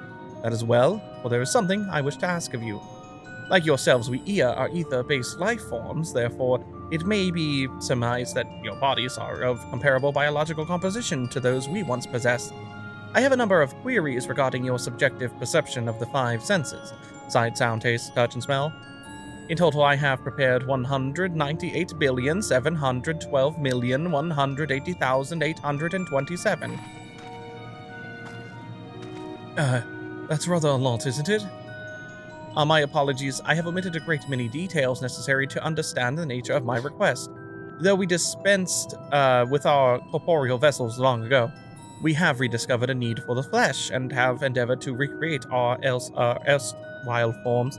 However, all pertinent records have been lost due to the passage of time. Take, for example, the nervous system. It is well within our power to recreate, but we have no frame of reference for sensations once experienced by our people, which may compromise our ability to interact with our physical environment. And the reason you need to regain corporeal forms? Why, to bring an end to our existence, of course. What? Though need is perhaps too strong a word, it would be a simple matter to unmake ourselves through use of etheric exsanguinators, but such a death seems inadequate. The traditionalists among us believe proper death requires an inescapable sense of impermanence, as an impertinence, in one's final moments, an experience found only with bodies of flesh. I don't know what to say. We should very much like to hear more of your plans. In exchange, we will answer any questions you have to the best of our ability. Such an exchange of information would indeed prove useful. They're kind of cute, but it's sad. Very well, to ensure efficacious exchange, I hereby invite you to our home. Yes, the abode of the Iya, where we traditionalists prepare for our demise. I presume your consent to answer questions is indicative of a tacit approval of our plans, in which case your cooperation is greatly appreciated. I must caution you, however, to be mindful of the Iya wandering the desert. Their desire for bodies of flesh could be described as overzealous. Now, if you would follow me, I guess I want to, possess you. This is going rather smoothly. Not that I'm complaining, mind. Even so, we mustn't forget their aim is oblivion, much like the dragons. Though I fail to see why a civilization so seemingly advanced would choose to unmake all they have created. At any rate, we will find no answers dallying here. Let us be on our way.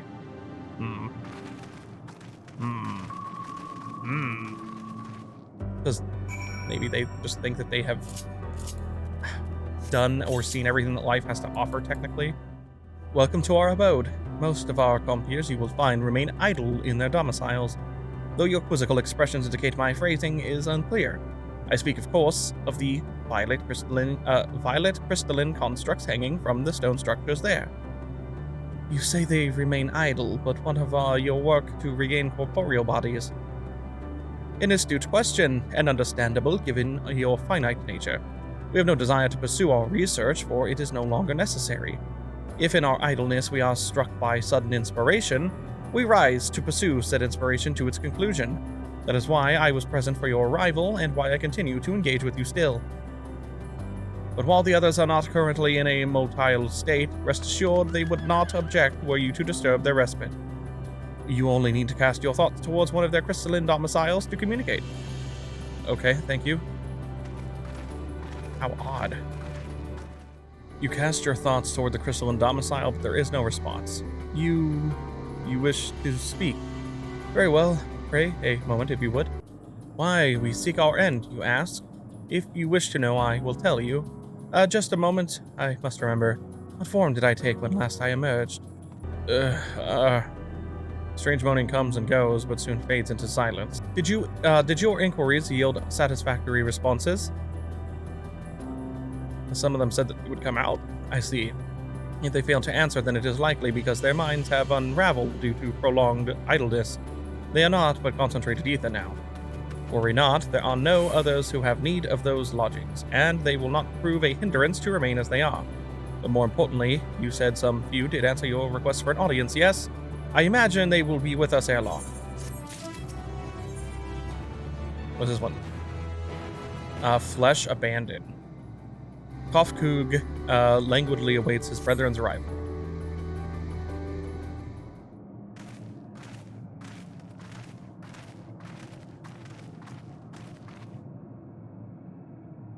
I had no luck, but everyone else fared well enough. Quite a few Iya have awakened. Ah, there they are.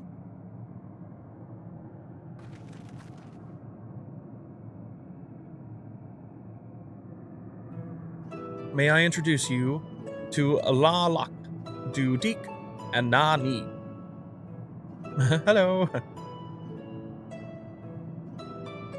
It has been too long, Kofkog. I dare say, Sadr 4 has since completed in an orbit. My brain can't read. Indeed, until the travelers brought it to my attention, I hadn't noticed how unraveled some had become. Traveler? Oh, of course, the ones who wish to know why we seek to regain corporeal form. The truth of the matter is as plain to see as the neighboring systems, but my single account would fail to satisfy the requirements for scientific objectivity, thus did I bid them awaken you. Am I the only one who struggles to tell who is speaking? Nay, thou art not. In the absence of corporeal forms and the divergence they afford, mayhap such similarity in voice is unavoidable. By the way, Kofkuj, have you already observed the requisite custom for the travelers? That which one is expected to do when receiving guests? A matter of proper form.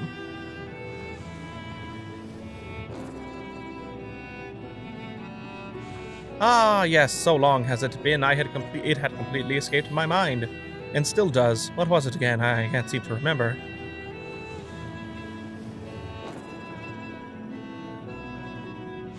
Neither do I.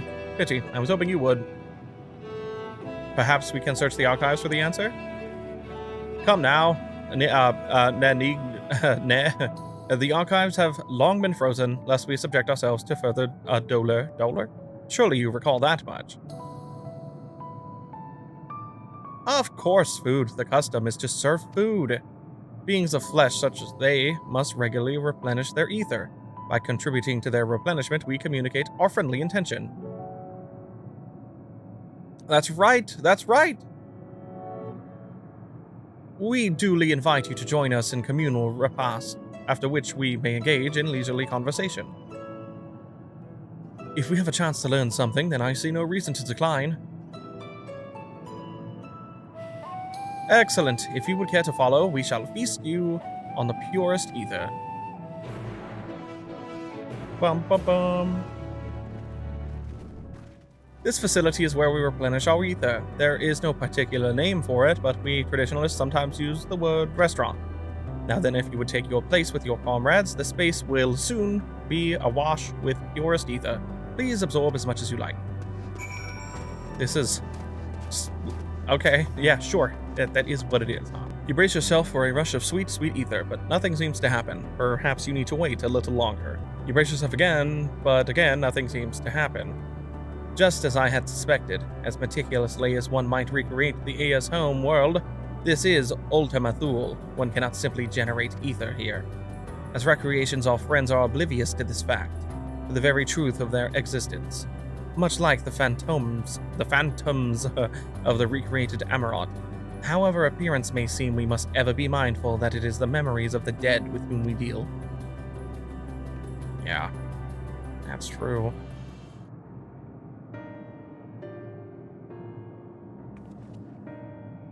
So, did you have your fill of ether? Alas, we couldn't absorb it, a deficiency in our forms, it would seem. Oh, how very unfortunate. May I ask how you normally replenish your ether?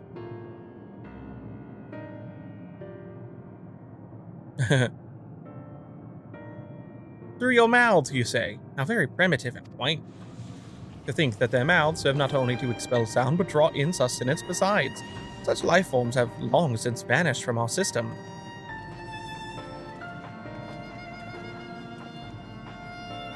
Though we regrettably could not partake of your magnificent feast, rest assured we feel your welcome most keenly.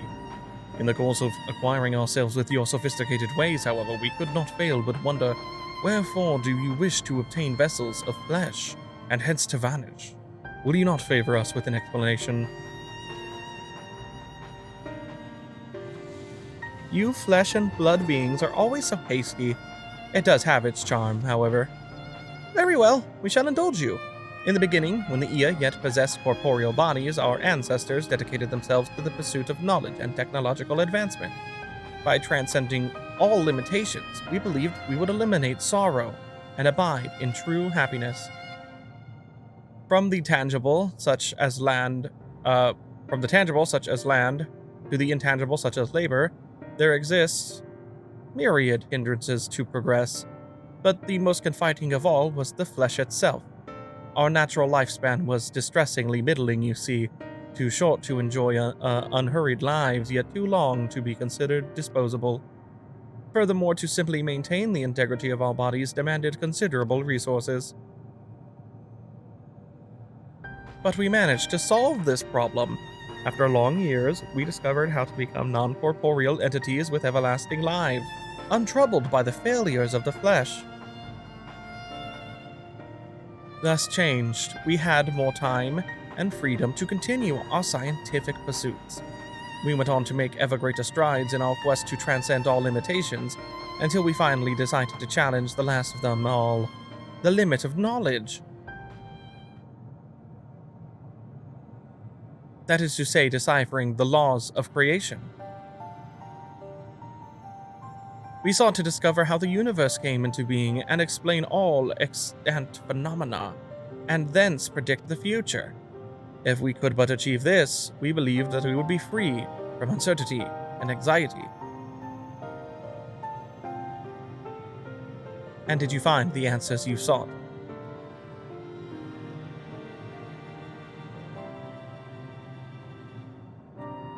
Yes, we did. Our efforts revealed to us a fundamental truth. Knowledge of said truth is essential for the continuation of our conversation.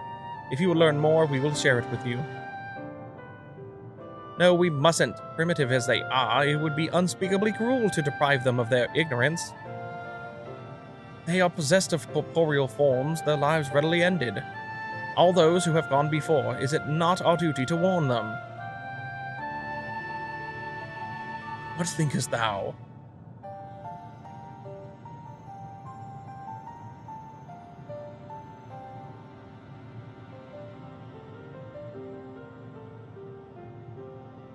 We have deliberated and come to a consensus. If you are resolved to know it, we will disclose to you the truth we discovered, the truth of the universe. Seek us at the stone pillars just outside the bounds of the abode, a place called Elegia.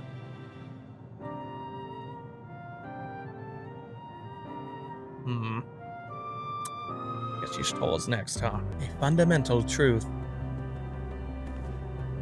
We will hear it, of course. Let us learn what has led such an enlightened people to its indolent end. Oh no. Oh no. Where knowledge leads, something seems to be weighing on Urianje's mind. Ere we join the Ia, there is one trifling matter I would fain investigate. Kozov, Rahatia, might I trouble you for your assistance? But of course. My thanks. We shall head outside the abode if you would kindly follow me. I know not what mischief you are plotting, Urianje, but I trust you have your best interests at heart. The rest of us shall go on ahead to Elegia. Lest you worry, we won't start without you.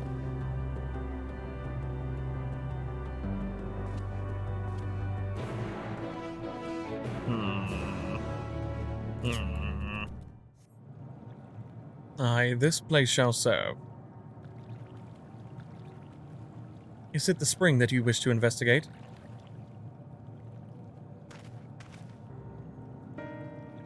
Pray forgive me, my friends, but there is naught to investigate. Yeah, I think he just wanted to talk in private. It was but a pretense to speak in private. You have our undivided attention.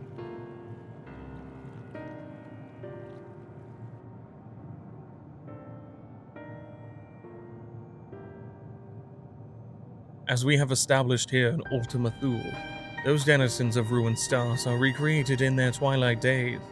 Yet one question doth arise in my mind. So faithfully formed are the simulacra, they believe themselves yet amongst the living. How dost thou suppose this is possible?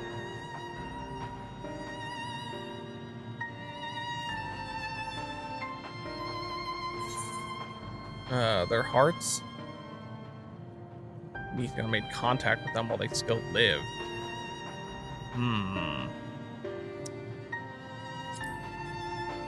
Meteon has taken their hearts unto herself. I'm inclined to agree. If Meteon can take the emotions of others as her own, I dare say she would be able to recreate them more faithfully than had she relied on any historical account.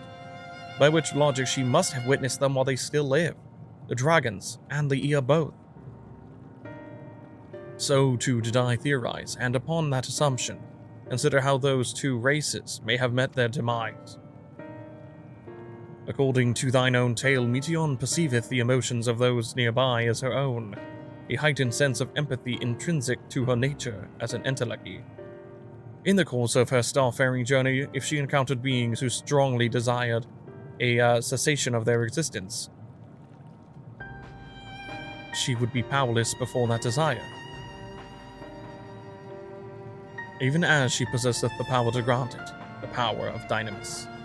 'Tis my supposition that, overwhelmed by their longing for death, Meteon did unleash Dynamis and ushered the dragons and the Ea unto their doom.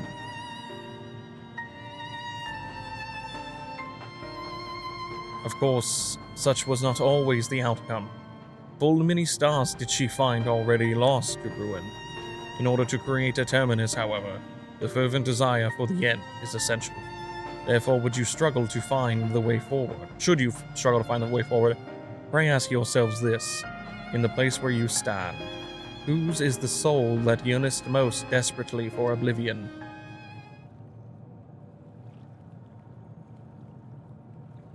Why do you tell us this now?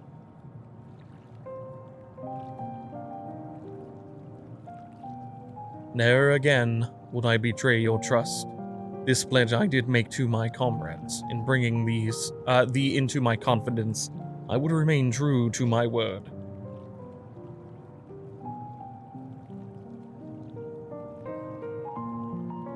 As for thee, let us consider it my fitting reward for the secrets I harbored for the Crystal Exarch.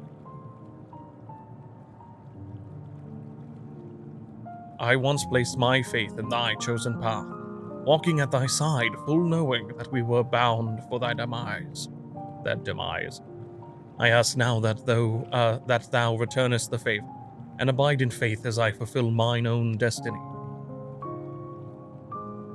If you say my debt has come due, how am I to refuse? 'Tis indelicate of me, I know full well, and I can but beg thy forgiveness. Yet even if I must needs go to such lengths, I cannot well feign ignorance of the answer I have found within. The answer to the question, what moment might I stand strongest?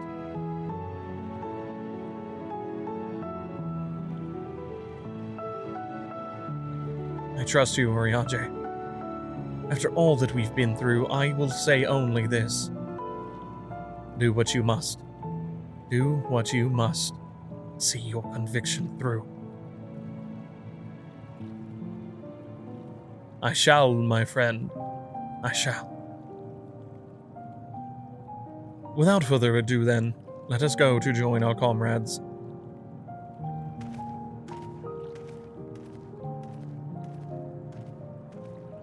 I'm not ready for this shit. I'm dying. I hate it. Raha. Let us be off to Elegia.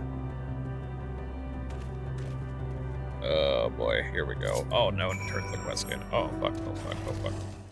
It seems everyone is accounted for. Shall we then? I'm very uncomfortable because Corin decided to come over here and watch me. Tell us about this truth you discovered. Very well. Bear in mind, however, that the purpose of this conversation is not to impart scholarly knowledge, for such requires that you comprehend the subject matter, which you will not. We will forego the intricacies of our scientific methodology and deal only with the conclusion, the end of our society and our world. We acknowledge, with regret, that your star is in the midst of the same panic-induced cataclysm that befell Deneb 3. As such, in order to avoid causing undue distress, we will refrain from explicitly stating how much time you have remaining. You are entirely too kind. I pray you recount your tale as you see fit. Bloop. Quirky little weird ghost angels. The universe was but a tiny particle.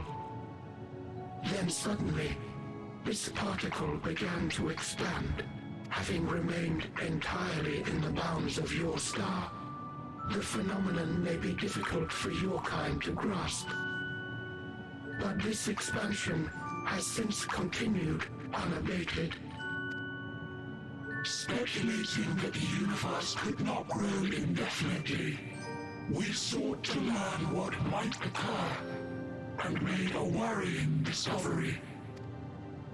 The stars will continue to spread apart, as will their finite thermal energies. Eventually, all heavenly bodies will grow cold and freeze.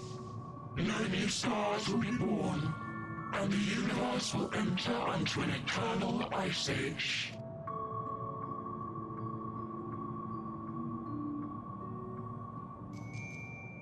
In hopes of proving that this determination was erroneous, we scrutinized our research from all angles. Even as we sought to avert the everlasting winter, the endeavor proved fruitless. So infamously so, in fact, that it became synonymous with vain effort. The universe as we know it would end, and there is no way to prevent it. Beneath the weight of this knowledge, our society stagnated. Though we had time still, it was a cold comfort.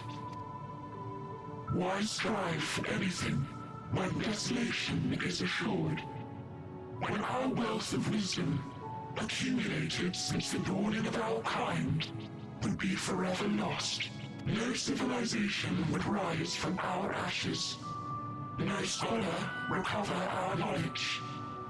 In silence unbroken, naught would stir.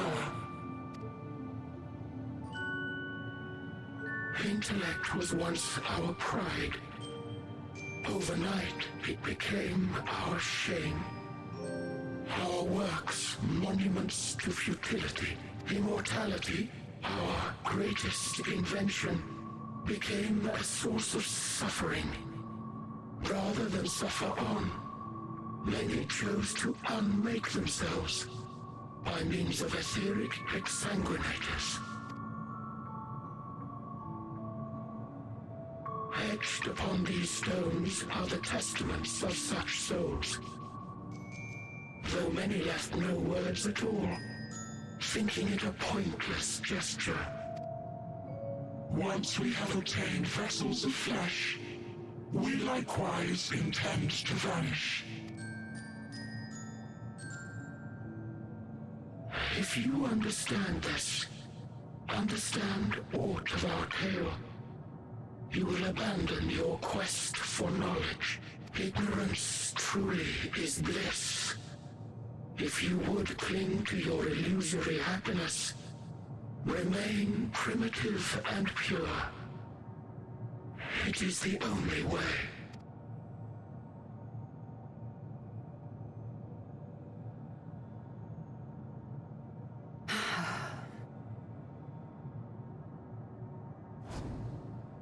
So that's your story.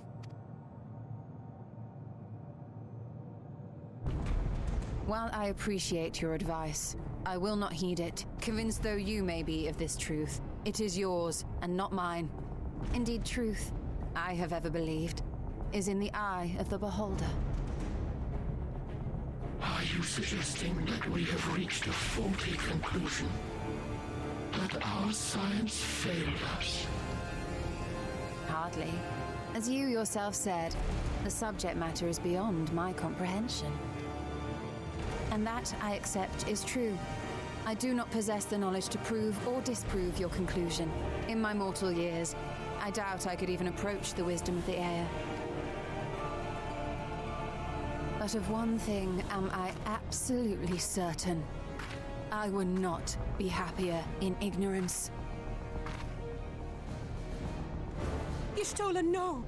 You mustn't!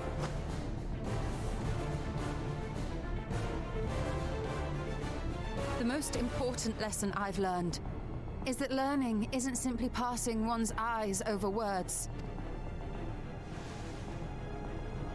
Nay, it is when understood for oneself that knowledge attains its true value. This is what has sustained me, driven me onward in joy and wonder, in anger and sorrow.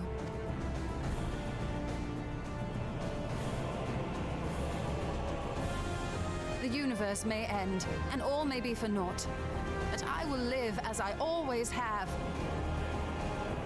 I will always seek out new knowledge, and no conclusion of yours, no matter how grim, can dampen my desire.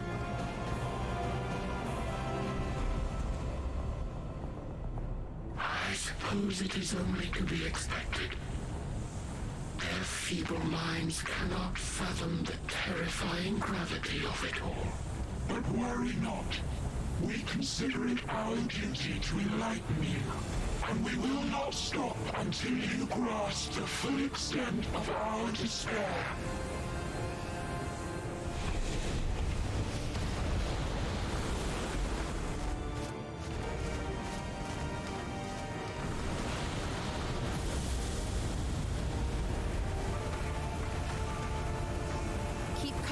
And listen well. Though my body will soon dissipate, there may be a way to restore it. Azim's magic. So long as our souls remain, you can use it to summon us back. That's right. But you mustn't, for it would mean losing our way forward. This I only reveal so that you can promise not to invoke the magic. We came here knowing what victory may cost, so press on. Press on, and do not look back.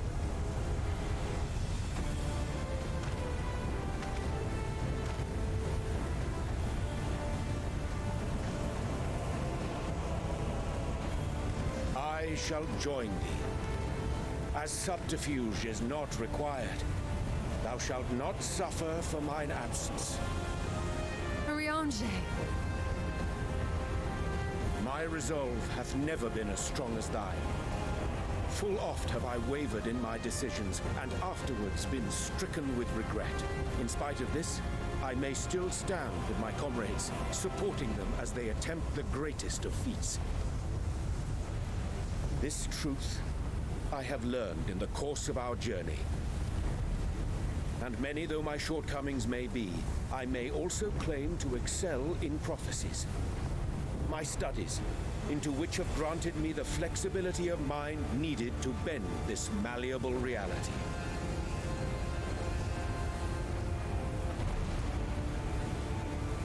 Thus shall I hope that thou mayest have the strength to resist, and our comrades the strength to continue.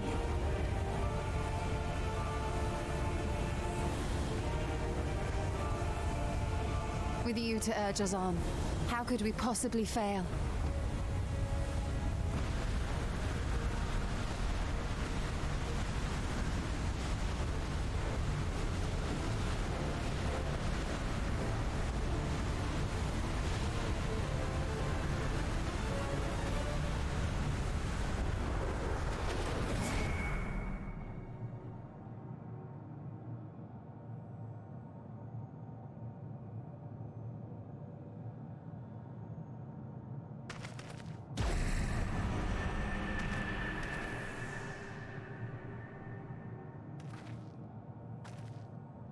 What's this?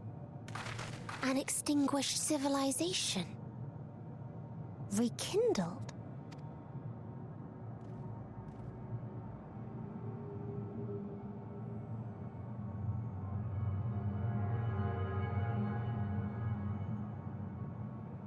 That's right. Our quest doesn't end here.